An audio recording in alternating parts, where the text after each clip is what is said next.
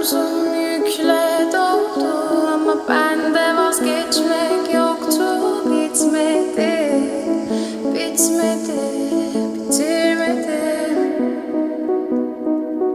Ben özel değilim ya da öyle bir şey ama sen varken hep böyle hissettim, böyle hissettim. Yanan her şey gülmüyor olmalı, bunu sen de hatırlarsın da artık